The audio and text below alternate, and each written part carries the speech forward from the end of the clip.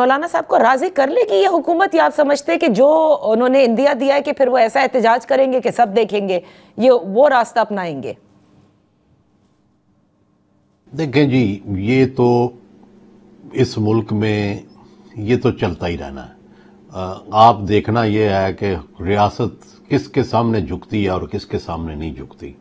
हमने देखा है कि मजहबी ताकतों के सामने रियासत झुक जाती है, बार बार हमने देखा है, चाहे वो तहरीक लब्बैक हो, JUI हो, फलाना हो। लेकिन पहली दफा ये PTI के खिलाफ ना झुकने का इस दफा जो उन्होंने अंदिया दिया है और जिस तरह से ऑपरेशन किया है, जाहिर है उस पर हर एक को तहफ़्फ़ुज़ात हो सकते हैं, इंसानी हकूक हो सकते हैं, ये हो सकता है।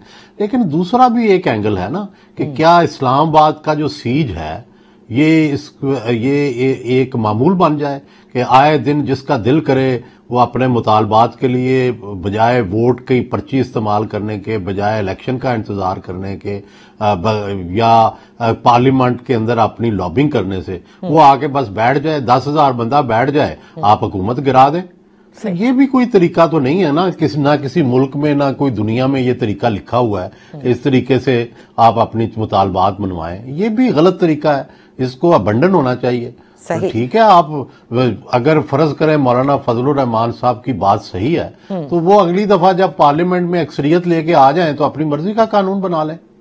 बिल्कुल बिल्कुल दुरुस्त। ये बात तो सही है कि एहतजाज के हवाले से इस्लामाबाद का रुख तमाम जमातें करती हैं और कई बार हमने देखा है कि रियासत काफ़ी सियासी जमातों, ज़्यादातर मजहबी सियासी जमातों के आगे ही झुकी है।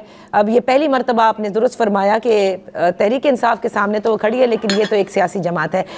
वड़ाई साहब, एक और जो मामला है इसकी चहमगोइयाँ पहले भी हो रही थी और अब तो बैरिस्टर सैफ ने भी ये कहा है कि शहबाज साहब को हटाने के लिए सदर पाकिस्तान या ऐवान सदर के अंदर कुछ मुलाकातें हो रही हैं ताकि बिलावल भुट्टो जरदारी साहब को इस मसनद पर बिठाया जाए और शहबाज शरीफ साहब को आउट किया जाए। क्या इसमें किसी किस्म की कोई सदाकत आपको लगती है? ऐसा हो रहा है? बिल्कुल गलत है। तो उसकी वजह यह है कि बिलावल साहब इस पार्लियामान से तो वजीर आजम ना बनना चाहते हैं ना बन सकते हैं। उन्होंने खुद भी कहा। एक तो वजह यह है कि देखें, मेजॉरिटी जो है वो पंजाब से आती है और पंजाब में पीपल्स पार्टी की चंद नशिस्तें हैं। एक अबूरी दौर के लिए तो वो वजीर आजम हो सकते हैं, लेकिन एक मुस्तकिल वजीर आजम इस पार्लियामान से नहीं हो सकते। ये जिसका भी ख्याल है, मेरा ख्याल है ख्याल खाम है, इसमें कोई हकीकत नहीं है। हाँ, अगला इलेक्शन में वो पंजाब से कुछ सीटें ले ले तो फिर इस चीज का इम्कान है जरूर।